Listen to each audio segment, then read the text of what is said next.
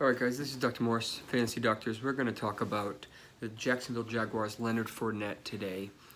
This is about almost 10 days after he suffered a hamstring injury against the Giants, and expect him to, obviously he did not play versus my Patriots, and I don't know if he would have added much because they just downright beat him.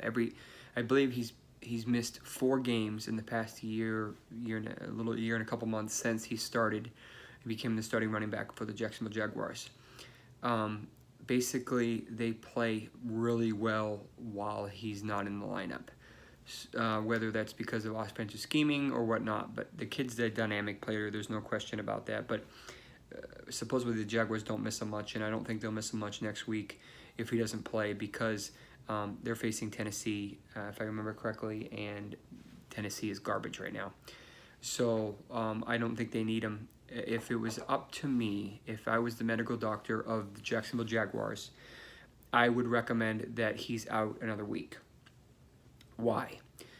As we know, and as I told you in my podcast from the preseason about Leonard Fournette, that he has a significant history of lower leg issues and injuries.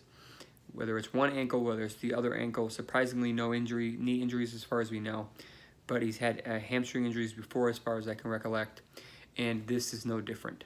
Hamstring injuries in general do not heal well. They do not heal quickly. They re-injure very easily.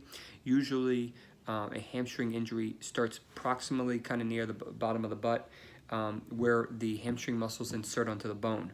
That's the most common location, but you can have what we call a mid-substance or the middle of the leg injury. They don't heal quickly, they do not heal well, and if you go back too soon and try to push it, this will re-aggravate and make a much worse injury. A typical run-of-the-mill grade 1 hamstring injury, hamstring strain, is going to take about 2 to 3 weeks to completely heal. This is assuming you have good medical treatments, you are smart with it, and you don't re-injure it. So we know that he has access to the best care, so that's expected. He's going to be wrapping it up regularly. He may even got PRP, which will help kind of calm down some of that inflammation, will help some growth factors to help the healing process along sooner. The long run is for them to make the playoffs and them to go to the Super Bowl. You can't win a season in week 2 or 3, but you sure as heck can lose it if you lose your star running back for 10 weeks or the rest of the year.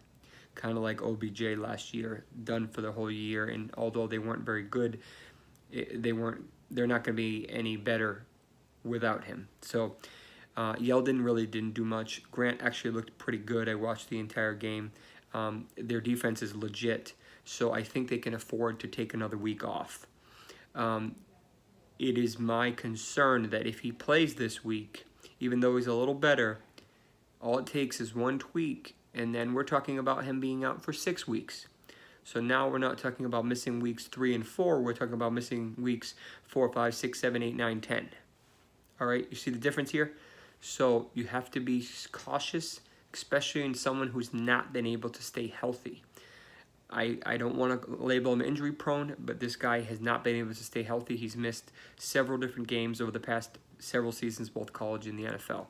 So very dynamic running back when he's healthy. We know that. But he hasn't been healthy. He missed basically most of week 1, obviously missed week 2. My suspicion is he will probably miss week 3, but it'll be for the benefit of the team. If he does give it a roll, you hope and pray that he doesn't re-injure it. I personally will try to fade him in most leagues because the re-injury risk is so elevated, even though he's going to play a great matchup. As the week goes along, I would expect him to start participating a little more and more with treatments and whatnot. All right, take care. We'll talk to you soon.